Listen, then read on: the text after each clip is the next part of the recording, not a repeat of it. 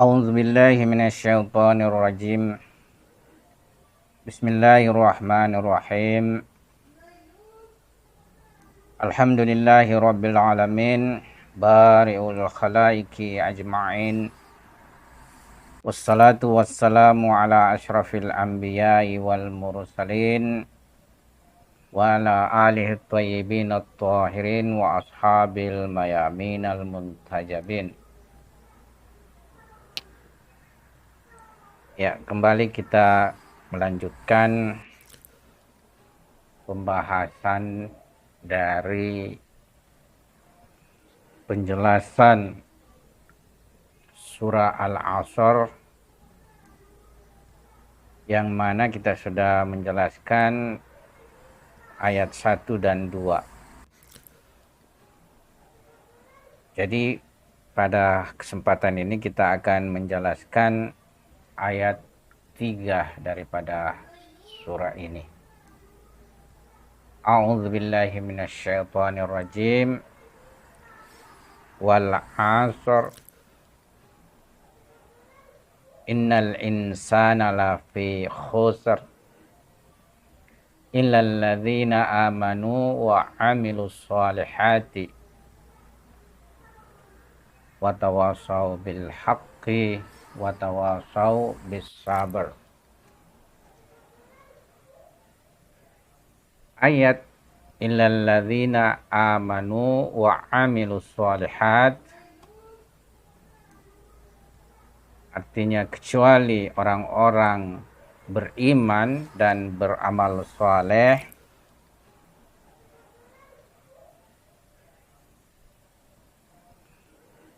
Dalam ayat sebelumnya telah diisyaratkan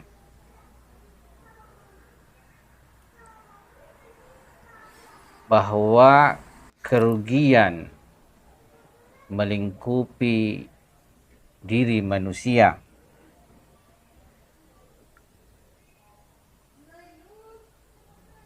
Kerugian senantiasa akan terjadi pada manusia.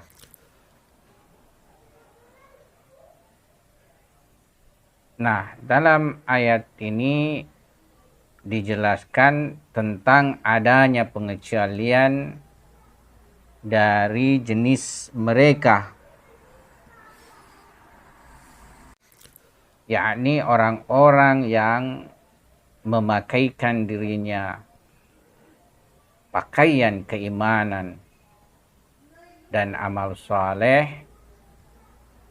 Mereka inilah yang akan aman dari kerugian. Pada hakikatnya kitab suci Al-Quran telah menjelaskan bahwa kehidupan manusia adalah abadi. Kehidupan manusia tidak terputus dengan kematiannya. Hakikat kematian tidak lain adalah perpindahan dari suatu alam ke alam lain. Ma khuliqtum lil fana walakin khuliqtum lil baqa. Kalian tidak diciptakan untuk fana, tapi kalian diciptakan untuk baqa. Fa innakum tantakhiluna min darin ila darin akhar. Sesungguhnya kalian akan berpindah dari suatu tempat ke tempat lain. Yakni manusia sesudah kematiannya ia berpindah dari alam dunia ke alam barzakh yang disebut juga dengan alam kubur. Dan dimensi dirinya yang disebut nafs itu tetap melanjutkan kehidupannya di alam barzakh tersebut.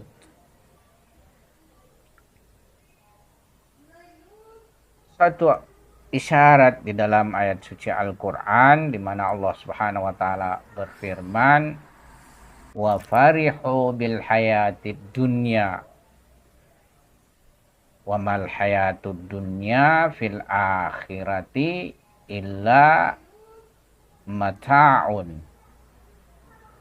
Mereka bergembira dengan kehidupan di dunia. Padahal kehidupan dunia itu dibanding dengan kehidupan akhirat hanyalah kesenangan yang sedikit. Jadi kehidupan dunia ini perjalanannya sedikit, sebentar. Tapi kehidupan setelah kehidupan dunia ini, perjalanan kehidupannya adalah panjang, bahkan abadi.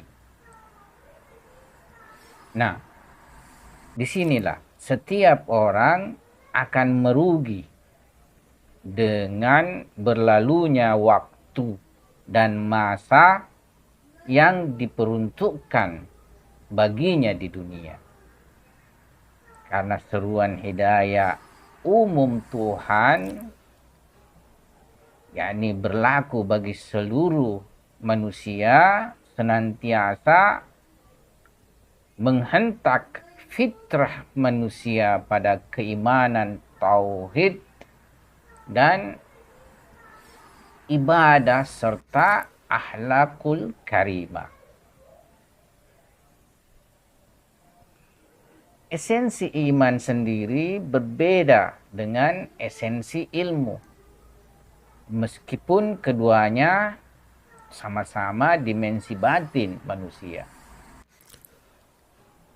Betapa tidak, sangat banyak manusia yang secara pengetahuan telah sampai pada kebenaran tauhid, tapi kalbunya tertutup untuk mengimaninya. Karena itu iman bukanlah perbuatan akal, tapi ia adalah perbuatan kalbu. Kendati pun tentunya iman benar tidak bisa dipisahkan dari pengetahuan dan ma'rifat yang benar pula. Tuhan mengecualikan kerugian pada manusia dengan dasar pertama, memiliki keimanan yang benar terhadapnya. Keimanan kepada Tuhan akan meniscayakan keimanan kepada nabinya, pembawa risalah, dan undang-undang aturan kehidupan. Pada gilirannya, keimanan ini juga berimplikasi keimanan kepada hari akhirat. Inilah 3 dasar keimanan yang harus dimiliki oleh setiap orang untuk terlepas dari kerugian. Kedua, keimanan ini mesti diikuti dengan amal saleh, yakni ibadah kepada Tuhan dan perbuatan baik kepada makhluk ciptaan Allah Subhanahu wa Ta'ala. Dengan 2 aspek inilah manusia bisa mengambil manfaat dari perjalanan dan pergerakan waktu naturalnya dengan melakukan peningkatan ketakwaan spiritual, akhlak mulia, serta penyempurnaan maknawiyah. Sehingga di akhir perjalanan waktunya mempunyai bekal yang memadai, memiliki bekal yang cukup dalam kehidupan akhiratnya. Oleh karena itu, manusia dapat terhindar dari kerugian dan mencapai keberuntungan serta kebahagiaan ukhrawi dengan jalan keimanan dan amal saleh. Demikian pula ayat suci Al-Quran menambahkan watawasau bil haqqi watawasau bis sabr, serta saling menasihati untuk hak dan kebenaran dan saling menasihati untuk kesabaran. Tawasau dari segi lugah berada pada bab tafaul, yakni kerja dan perbuatan tidak hanya dari satu arah dan satu orang. Ya, ini salah satu dimensi dari tafaul, ya, yaitu dalam hal ini tawasau. Tapi ia dari dua arah dan minimal dua orang. Sebagaimana kita pahami, manusia adalah makhluk sosial yang tidak terlepas dari interaksi satu dan lainnya. Dan dengan jalan demikian mereka memenuhi seluruh kebutuhan hidupnya. Salah satu kebutuhan esensial dan fundamental manusia adalah kebutuhan dalam bentuk ma'rifat, spiritual, dan ma'nawiyah, sebagaimana wujudnya yang juga memiliki dimensi batin dan non-materi. Tapi sangat disayangkan, kebanyakan manusia hanya memperhatikan kebutuhan dimensi lahirnya saja, yang pada akhirnya menjadikan ia sibuk mengejar kehidupan dunia. Oleh sebab itu, at-tawasa bil haq, sebagian mereka menasihati sebagian kepada hak, yakni dengan mengikuti kebenaran serta konsisten dengannya, sebagaimana kita ketahui bahwa beragama secara hak adalah mengikuti hak secara keyakinan dan amal perbuatan. Saling menasihati dalam hak ini lebih umum dari memerintahkan kepada kebaikan dan mencegah daripada kemungkaran, sebab ia mencakup segala bentuk keyakinan yang benar dan seluruh bentuk motivasi kepada amal saleh. Oleh karena itu, saling menasihati kepada kebenaran adalah suatu bentuk pemenuhan kebutuhan terhadap perkara batin manusia, baik itu dalam bentuk pengajaran akidah, pengajaran hukum-hukum fikih, serta pengajaran akhlak mulia, demi untuk memperoleh ma'rifat yang benar dalam masalah tersebut.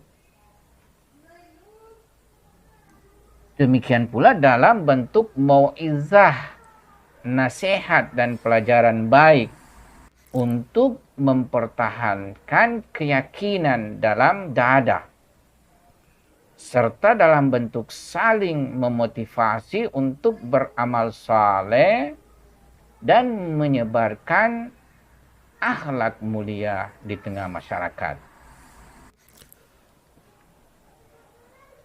Adapun saling menasihati kepada kesabaran, watawasau bis sabar, dalam hal ini lebih umum dari kesabaran pada ketaatan, lebih umum daripada kesabaran dalam meninggalkan maksiat, serta kesabaran dalam menghadapi musibah. Meskipun ketiga bentuk kesabaran tersebut adalah kesabaran yang mendasari bentuk-bentuk kesabaran lainnya. Dan kesabaran inilah yang banyak diisyaratkan di dalam riwayat. Ya, jadi kesabaran ini menjadi dasar daripada kesabaran lainnya di jalan hak subhanahu wa ta'ala. Kita tidak ragukan bahwasanya kondisi nafs, kondisi jiwa, kebanyakan kita ini dalam menghadapi berbagai perkara dan peristiwa senantiasa berubah-ubah dan senantiasa naik turun intensitasnya. Pada galibnya kita ini tidak konstan dalam ketaatan, tidak konstan dalam menahan diri dari berbuat maksiat, tidak konstan dalam menghadapi musibah besar dan kecil. Kita juga tidak konstan di dalam semangat menuntut ilmu, mencari rezeki halal, menghadapi keluarga, dan berbagai hal serta peristiwa lainnya selalu berubah-ubah, selalu naik turun intensitasnya. Kadang keimanan meningkat dan kadang keimanan menurun. Kadang kebajikan bertambah besar, kadang juga semakin berkurang menjadi kecil. Oleh karena itu, untuk memelihara kondisi stabil keimanan, kebaikan, spiritual, akhlak dan maknawiyah yang didapatkan dari saling menasihati kepada kebenaran, maka diperlukan juga kondisi kehidupan bermasyarakat yang terbangun di dalamnya semangat saling menasihati kepada kesabaran. Sebab dengan jalan inilah setiap diri kita bisa senantiasa bertahan di jalan ketaatan, ibadah, dan amal saleh. Sebagai catatan dan penutup, hidup dalam perjalanan waktu di alam tabiat, modal dasarnya dalam mendapatkan kebaikan dan kesempurnaan adalah waktu. Yakni waktu yang disediakan oleh Allah Subhanahu wa taala bagi seorang hamba. Ini adalah suatu bentuk kesempatan untuk menyediakan bekal bagi kehidupan akhirat.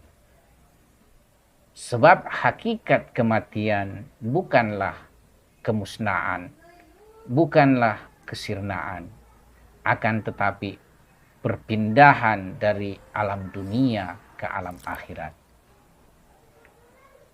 Syarat dasar dalam memperoleh bekal akhirat adalah keimanan, ketakwaan, spiritual, ma'nawiyah, dan amal saleh yang tidak hanya terbatas secara individual. Sebab manusia sebagai makhluk sosial hanya dengan beramal sesama manusia, beramal terhadap masyarakat, terhadap sosial, bisa mendapatkan kebaikan yang melimpah. Adapun salah satu metode dalam medan ini adalah saling menasihati kepada kebenaran dan saling menasihati kepada kesabaran. Sekianlah kita punya pembahasan. Semoga bermanfaat bagi kita semua. Wabillahi taufik wa hidayah. Assalamualaikum warahmatullahi wabarakatuh.